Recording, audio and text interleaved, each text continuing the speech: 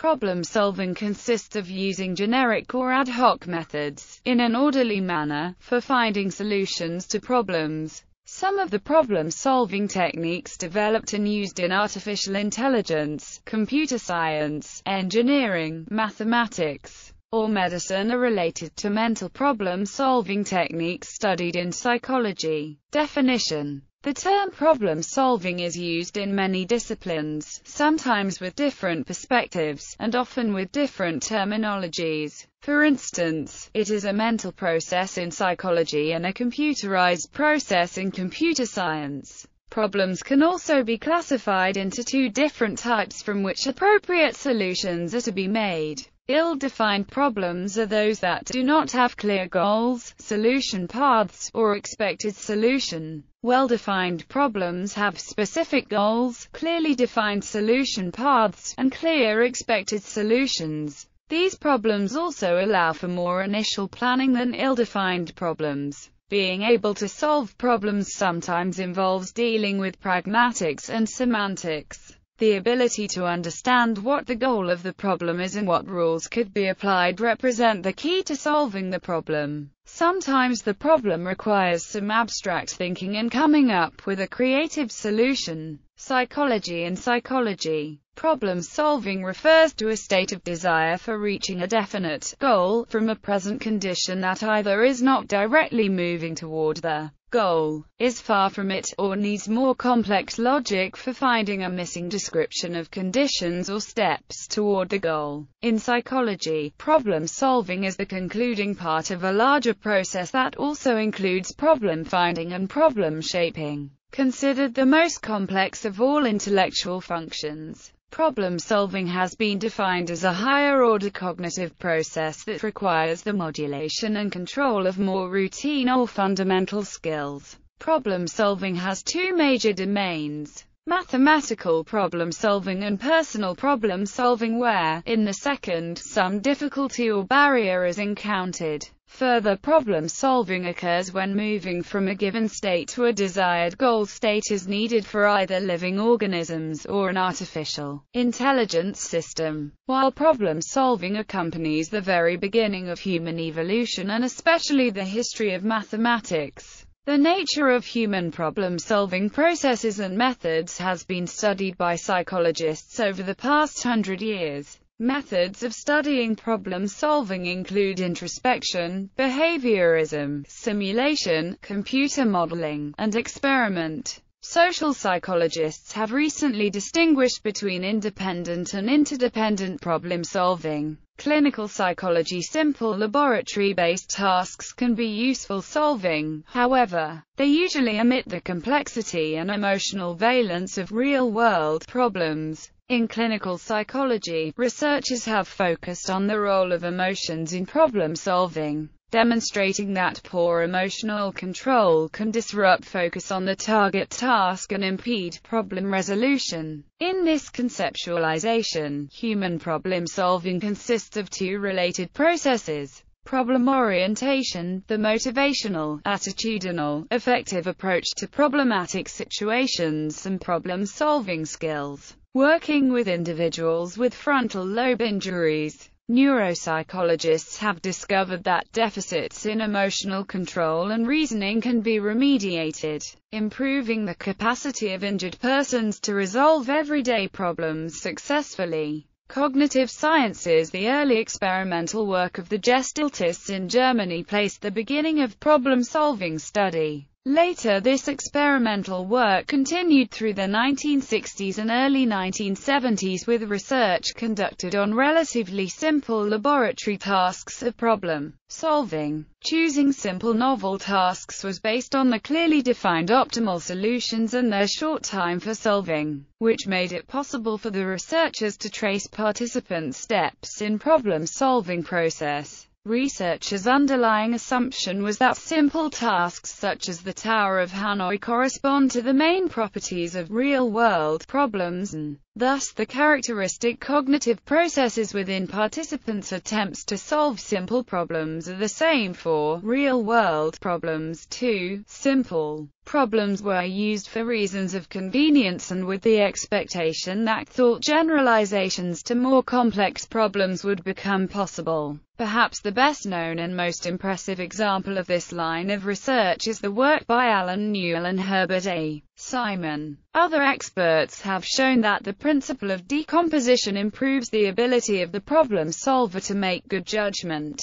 Computer science and algorithmics. In computer science and in the part of artificial intelligence that deals with algorithms, problem solving encompasses a number of techniques known as algorithms, heuristics, root cause analysis, etc. In these disciplines, problem solving is part of a larger process that encompasses problem determination, deduplication, analysis, diagnosis, repair, etc. Engineering problem solving is used in when products or processes fail, so corrective action can be taken to prevent further failures. It can also be applied to a product or process prior to an actual fail event, i.e., when a potential problem can be predicted and analyzed, and mitigation applied so the problem never actually occurs. Techniques such as failure mode effects analysis can be used to proactively reduce the likelihood of problems occurring. Forensic engineering is an important technique of failure analysis that involves tracing product defects and flaws.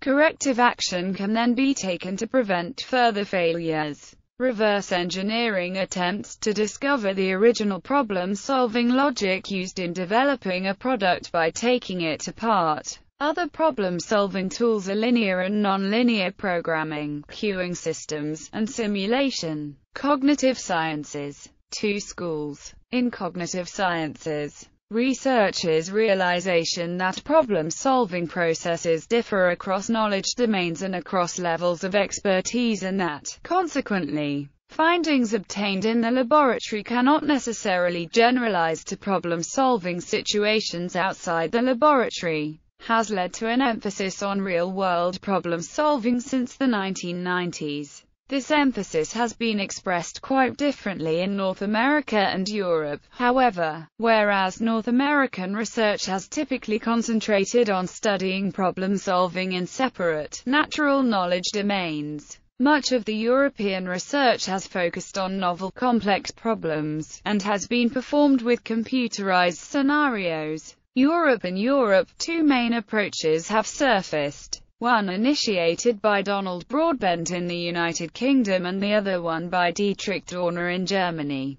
The two approaches share an emphasis on relatively complex, semantically rich, computerized laboratory tasks, constructed to resemble real-life problems. The approaches differ somewhat in their theoretical goals and methodology. However, the tradition initiated by Broadbent emphasizes the distinction between cognitive problem-solving processes that operate under awareness versus outside of awareness, and typically employs mathematically well-defined computerized systems. The tradition initiated by Dorner, on the other hand, has an interest in the interplay of the cognitive, motivational, and social components of problem-solving, and utilizes very complex computerized scenarios that contain up to 2,000 highly interconnected variables. Buckner describes the two traditions in detail. North America. In North America, initiated by the work of Herbert A. Simon on learning by doing in semantically rich domains, researchers began to investigate problem-solving separately in different natural knowledge domains, such as physics, writing, or chess playing, thus relinquishing their attempts to extract a global theory of problem-solving. Instead, these researchers have frequently focused on the development of problem-solving within a certain domain, that is, on the development of expertise. Areas that have attracted rather intensive attention in North America include reading, writing, calculation, political decision-making, problem-solving for business, managerial problem-solving, lawyers' reasoning, mechanical problem-solving, problem-solving in electronics, computer skills, game playing, personal problem solving, mathematical problem solving, social problem solving, problem solving for innovations and inventions. TRIZ. Characteristics of complex problems, as elucidated by Dietrich Dorner and later expanded upon by Joachim Funke. Complex problems have some typical characteristics that can be summarized as follows: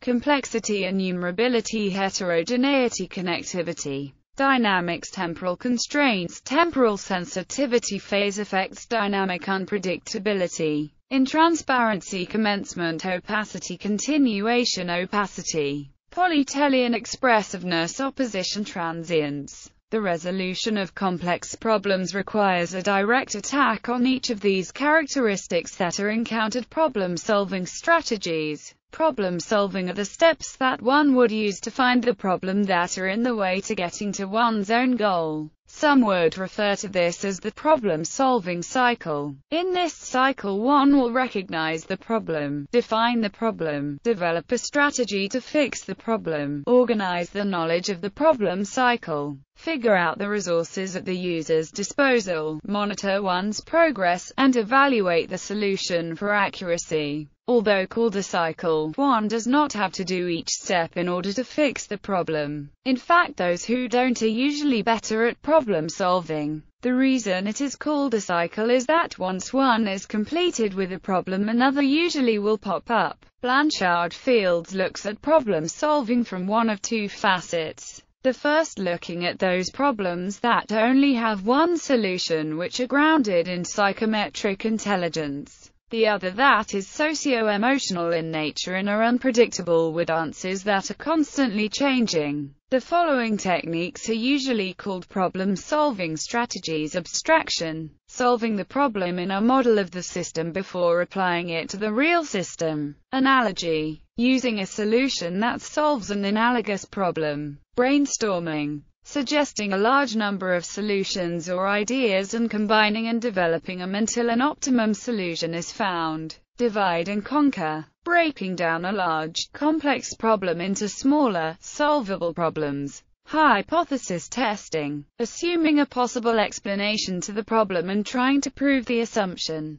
lateral thinking, approaching solutions indirectly and creatively; means-ends analysis, choosing an action at each step to move closer to the goal; method of focal objects, synthesizing seemingly non-matching characteristics of different objects into something new; morphological analysis, assessing the output and interactions of an entire system; proof, try to prove that the problem cannot be solved. The point where the proof fails will be the starting point for solving it. Reduction, transforming the problem into another problem for which solutions exist. Research, employing existing ideas or adapting existing solutions to similar problems. Root cause analysis, identifying the cause of a problem. Trial and error, testing possible solutions until the right one is found. Problem-solving methods. APS, 8 disciplines. Problem solving. GROW model, how to solve it. Kepner-Trego, problem solving and decision making. OODA loop, PDCA, RPR, problem diagnosis. TRIZ, A3, problem solving.